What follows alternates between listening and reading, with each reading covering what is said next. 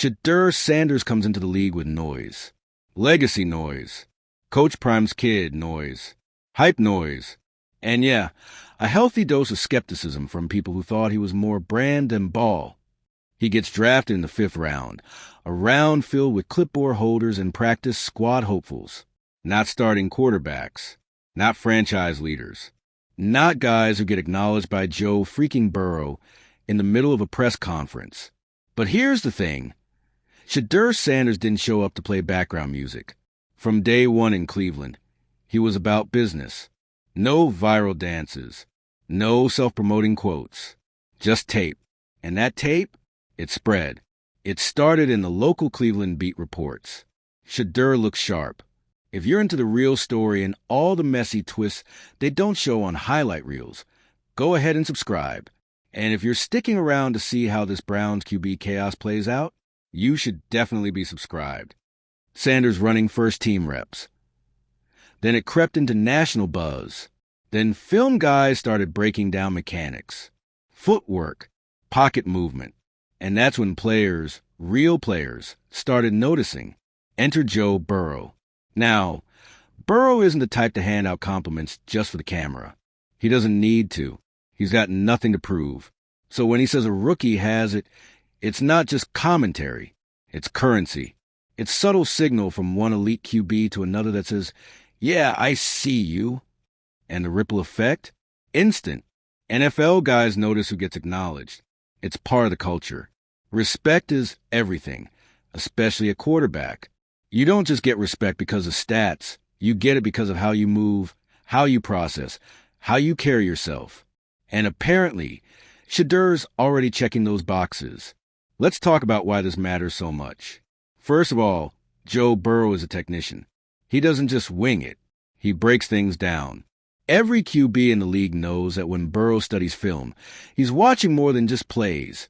He's watching body language, anticipation, leadership. So the fact that he sees something in Sheduer, that means Sheduer's tape isn't just clean, it's loud. Secondly, the context matters. This is a division rivalry. Browns versus Bengals. AFC North. No love lost. These games are physical, personal, and brutally competitive. If you're a Bengals fan, you want Burrow focused on Lamar, Pickett, and whoever else Cleveland's real QB is supposed to be, not giving quiet flowers to the new kid on the block. But Burrow, he's too locked in to be petty, because he knows what most of the league is just starting to admit. Sheduer Sanders might be the real deal. And this isn't just about talent. It's about how Sheduer is doing it. He's not blowing people away with highlight reel scrambles or 80-yard bombs. He's doing the stuff that actually wins games. Quick reads, silent cadences, pocket climbing, ball placement. Ask any DB in Cleveland. Sheduer's throwing guys open like he's in year 6, not month 6. And guess what? That footage, the quiet kind, the in-practice throws to third-string tight ends on back shoulder fades, that's the tape Burrow saw. And it stuck. You know what that tells us? That Sheduer isn't just showing promise. He's earning peer-level recognition. And when the guy on the AFC North throne is giving you a nod, you're not just a rookie anymore. You're a threat. Let's pause for a second and talk about what makes Sheduer's camp tape so impactful. This isn't YouTube mixtape nonsense. We're talking all 22 angles, team drills, third down install days. The stuff that actually tells coaches who you are. And what does that tape show? Sheduer checking into the right play when the mic shifts, looking off a safety to create space for a backside dig, knowing when to take the check down instead of forcing a hero throw. You don't teach that in the summer. That's years of high-level processing, and it's rare. That's what caught Burrow's eye. Not the flash, but the substance. And that's why the 7-word quote hit harder than any ESPN highlight. Let's not forget, Burrow knows exactly what it's like to walk into the league with all eyes on you. He was doubted in high school, buried on the depth chart at Ohio State, written off before the LSU breakout. He knows what it's like to have to prove it. And when he sees another QB doing it quietly through tape and trust and toughness, he respects it.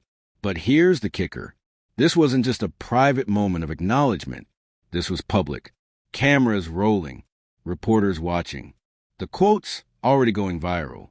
And now, Sheduer's reputation just hit warp speed because it's one thing for fans to be excited, one thing for Shannon Sharp to praise you, one thing for the Browns locker room to back you. But when your division rival QB1, your future opponent, basically tells the world you got it, that's different. That's validation. And validation like that, it spreads fast. Expect every Browns practice moving forward to feel different. Expect the team to rally harder. Expect coaches to lean in just a little more when breaking down film.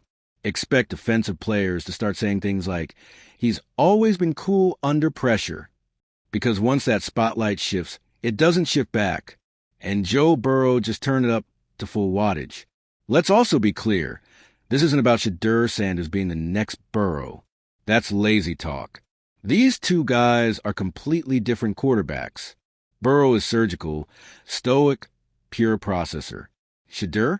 He's got a surgeon's eye, but he plays with soul. There's a confidence in his game that's unteachable, swagger, but not arrogance. And now, the guy who got dragged on draft night for being Deion's son is getting props from one of the smartest QBs in the league. That's poetic. It's also justice. Because let's be honest, this was never about talent. It was about perception, legacy, doubt. And Sheduer's been breaking those barriers one rep at a time. And now Burrow just confirmed what the Browns locker room already knew. This isn't hype. This isn't wishful thinking. This is a quarterback. So what happens now? Well, the media floodgates are opening. You're going to see more eyes on every Browns practice. More cameras zoomed in on his footwork. More fantasy experts whispering stash pick. And the Burrow clip? It's going to play on loop. You'll see it on Get Up, on NFL Network, on every podcast that spent the offseason doubting this kid. Because it only takes one respected voice to shift the conversation. And when that voice belongs to Joe Burrow, it shifts everything. So to everyone who buried Sheduer before he even touched an NFL field, it's time to dig that take back up and throw in the bin. Because the league is noticing. The players are noticing. And now, the QB fraternity just sent a message. Sheduer Sanders belongs. Stay tuned. Because this story, it's only just getting started. So, let's talk about what's really happened behind the scenes now that Joe Burrow's acknowledgement has poured gasoline on the already growing Sheduer Sanders fire. Because it's no longer a question of if Sheduer will start, it's a matter of when. And for some people inside the Browns organization, that clock is ticking louder than they ever expected. Let's be real. This franchise has spent years trying to find the guy. Not a quarterback, the guy, the one who can command a huddle, make the throws, and more importantly, change the culture. Baker Mayfield tried. Deshaun Watson was supposed to be it, at a steep price. But here comes Sheduer, quietly doing what none of them have done, winning the room. And when we say winning the room, we don't just mean the QB room. We mean every room, from the offensive line film sessions to the defensive unit walkthroughs. Guys are taking notice. He's asking the right questions in meetings.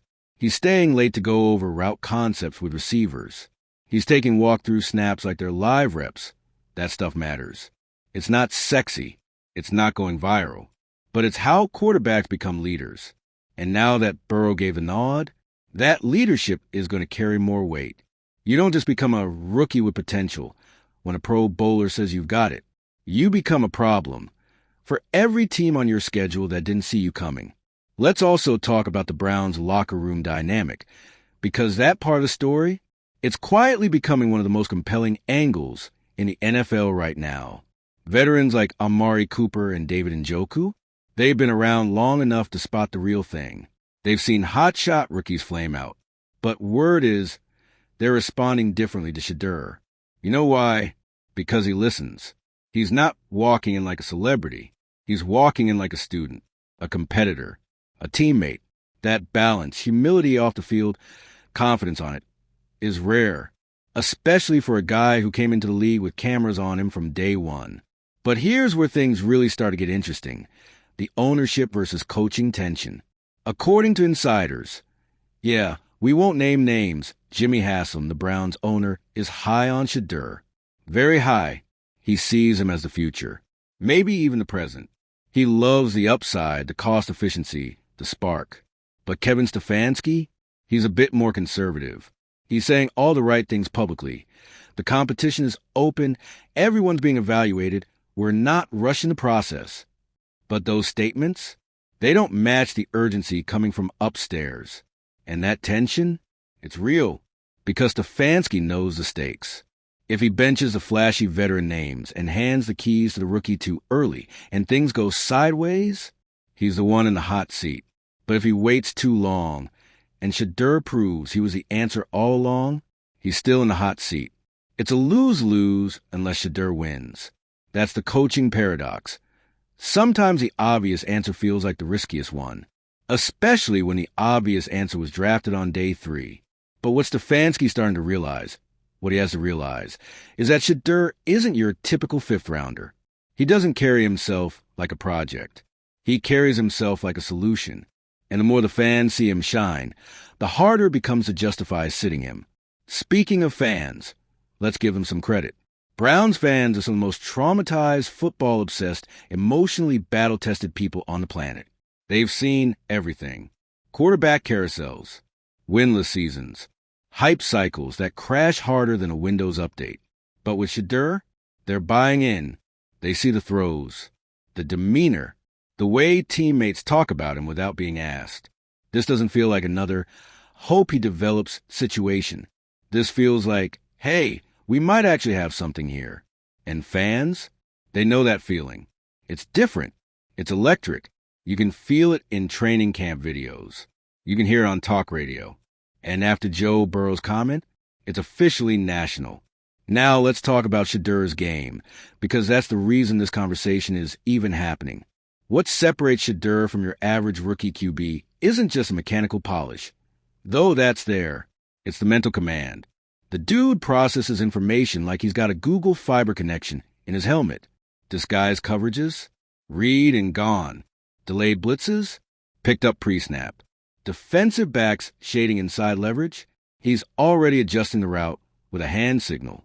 That level of situational awareness, you usually don't see that until year 2 or 3. And he's doing it in camp against a top-tier defense. Oh, and here's another thing. His footwork, clean. Like, disturbingly clean for a rookie. No happy feet. No panic shuffles. He plants, fires, and resets like he's been doing this on Sundays for a decade. And remember, we're talking about Cleveland. Rainy, windy, the kind of place where wobbly mechanics fall apart. Not Sheduer. He's got that balance. That weight transfer, that clock in his head that tells him when it's time to move, time to check down, or time to let it rip. So yeah, if you're Joe Burrow and you see that, you respect it, because that's not just raw talent. That's a quarterback building something. Let's not forget, too, that Burrow was that guy once. The overlooked transfer, the doubted underdog, the one-year wonder who turned into a certified killer on the field. He knows exactly what it feels like to have to earn every glance, every whisper of belief. So when he looks at Sheduer and says, he's got it, that's a message to everyone still doubting. It says, stop waiting for him to fail. Start preparing for him to lead. Now here's the wild card, Deshaun Watson. Because let's not kid ourselves. Watson's contract is a boulder on the franchise's books. Fully guaranteed. Massive expectations. Controversial off-field history, and inconsistent on-field play. The Browns didn't draft Sheduer thinking he'd be the replacement, but football doesn't care about plans. And the longer Sheduer keeps stacking good days, and Watson doesn't, the harder that conversation gets. Because what's better for the team? Sticking with a big-name quarterback who isn't delivering? Or riding the rookie with momentum, rhythm, and nothing to lose? It's a fair question, and one we might be asking sooner than anyone expected. Here's the final piece of this puzzle, the locker room vote. Every team has an invisible moment, the one where the players decide who they're riding with. Not just for a week, not just for a game, but for the season, for the culture. That moment, it might have already happened. Word is, guys are gravitating toward Sheduer. Not in a he's cool way, in a he's the guy way. And in the NFL, once the locker room makes that decision, it's hard to unmake it. That's why Stefanski is in a pressure cooker. He can't ignore the tape. He can't ignore the metrics. And now, thanks to Burrow, he can't ignore the league-wide buzz. Everyone's watching. Everyone's waiting. And Sheduer, he's just quietly doing what he always does, proving it. So now the question flips. From should Sheduer start to can the Browns afford not to? Because what happens if they sit him and the offense sputters? What happens if the guy everyone saw thriving in camp is left holding a clipboard while another QB throws into double coverage? At that point, the fans riot, the players grumble, and the whole building feels that tension. Let's be honest. Sheduer Sanders isn't just fighting for a job anymore. He's fighting the system. Because the more you watch what's unfolding in Cleveland, the more obvious it becomes. This isn't just about depth charts or preseason reps. This is about what happens when a player refuses to play by the unwritten rules and wins anyway. And let's be clear, those rules, they're everywhere. Rule 1, know your place. Rule 2, don't outshine the veterans. Rule 3, wait your turn, even if you're ready. Sheduer broke all 3, not by being loud, not by throwing shade, but by doing the unthinkable, succeeding quietly. You know what makes this even more absurd? He didn't come in demanding respect. He just earned it faster than the playbook could update. And now, he's at the center of a franchise that's been allergic to quarterback consistency since the iPhone 3. Let's go back a second. Remember how everyone said he wasn't NFL ready? That he was raw, system-dependent, not a full-field reader? Yeah, well, about that. Turns out that was projection. A lazy narrative built on assumption, not tape. Because in camp, Sheduer's reading the field like a seasoned starter. He's seeing the safeties rotate before the snap. He's working through his progressions like clockwork. And most importantly, he's not throwing YWLO balls just to impress coaches. No, he's throwing with purpose. Back shoulder to the sideline when the DB plays inside leverage. Quick outs when the linebackers drop into hook zones. Even on broken plays, he's checking down, protecting the ball, and extending the drive instead of forcing chaos. That's not raw. That's polished. And that's what's catching everyone off guard, even inside the building. Because the coaching staff had a plan. A very safe plan. Let Kenny Pickett start while Deshaun Watson, well, tries to work out whatever's happening. Let Dillon Gabriel develop behind the scenes. Let Sheduer sit and absorb. But Sheduer didn't show up to absorb. He showed up to compete. And you can only keep a guy like that sidelined for so long before the team starts asking uncomfortable questions. And trust me, they're asking. Because there's this tension now between the coaches trying to manage the situation and the players who already know who the best quarterback on the roster is. That's the secret nobody wants to say out loud. They know. They've seen the reps. They felt the energy in the huddle. They watch how the offense moves when Sheduer's under center. Cleaner, sharper, calmer. And look, this isn't just some feel-good rookie story. This is real football production. He's moving the ball. He's not just going viral. He's going 12 plays, 75 yards, touchdown. He's leading scoring drives against the first-team defense. The same defense that's supposed to be one of the nastiest in the league. And the body language? That's telling the whole story. When Sheduer steps on the field, the vibe shifts. The linemen stand a little taller. The receivers come out of their breaks cleaner. Even the backs protect better. Why? Because they trust him. And that trust? It's hard to earn, especially as a rookie. But Sheduer, he got it early. Because he never acted like he was owed anything. He just kept stacking days. Meanwhile, the veterans Flacco, Pickett, they're not doing anything wrong necessarily. But they're not lighting it up either. And that's the problem. If you're not clearly better than the rookie, what's the argument for keeping him off the field?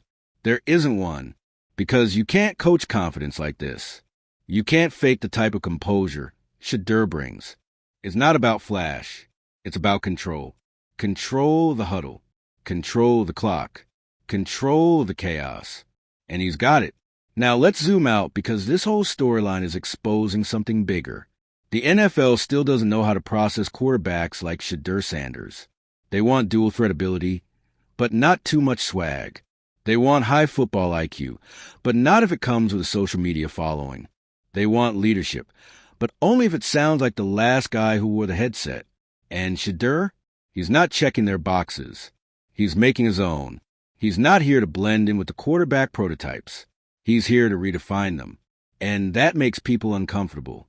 Because if he succeeds, it means all the gatekeeping, the media bias, the coded language, the draft slot politics, didn't matter. And that's a scary thought for a league that loves to keep players in lanes. Now, let's talk about pressure. Because here's what everyone expected. That once the lights got a little brighter, once the spotlight intensified, Sheduer would flinch. That the legacy weight, the media narratives, the QB controversy, it would crack him. But guess what? He looks even better now. Every time someone doubts him, he gets sharper. Every time a coach hedges their answer, he doubles down in practice. Every time a critic says he's not ready, he goes out and carves up another red zone drill. Pressure doesn't shake Sheduer. It focuses him. And you know what that reminds people of? Joe Burrow. It's no coincidence that Burrow spoke up, because he sees the similarities. Same poise, same chip, same hunger to prove you're more than where you were picked. And once a guy like Burrow co-signs you, good luck putting that toothpaste back in the tube. The narrative is shifting fast. And now, the Browns coaching staff is caught in the middle of something they didn't plan for. Because Sheduer-Sanders isn't just a quarterback battle anymore. He's a movement. Every solid throw, every team period drive, every fist bump from a lineman, it adds fuel. It builds a case. It turns doubters into believers. And the second this team hits a wall with Pickett or Watson, that case becomes undeniable. Because here's the thing about QB battles. Once the locker room makes up its mind, it's over. The rest is just politics. And the locker room? It's already watching Sheduer like he's QB1. Now here's the part that hits the hardest. Sheduer is not even campaigning for the job. He's not begging for the spotlight. He's not politicking. He's not calling audibles on his own PR campaign. He's just showing up, taking notes, leading stretches, making plays. And let's be real, that humility, that focus, it's exactly what separates him. Because this isn't just about talent. It's about readiness. He's ready to make checks at the line, ready to command the tempo, ready to take hits, bounce up and talk to the O-line like a vet, ready to lead. And when you got all that in a rookie, you don't bench it. You build around it. So the Browns are at a crossroads now. They can follow the script, delay the inevitable, and maybe cost themselves games in the process. Or they can lean into what's real, what the players already feel, what the fans are already begging for. Give Sheduer the keys. Let the era begin. Because this isn't a fluke. This isn't preseason hype. Drop your thoughts in the comments. Are the Browns finally ready to make the bold move? Is Sheduer-Sanders the answer they didn't know they needed? Or is the weight of the moment still too heavy for the front office to make the call?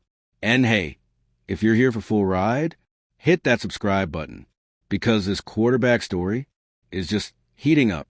And you do not want to miss what happens next.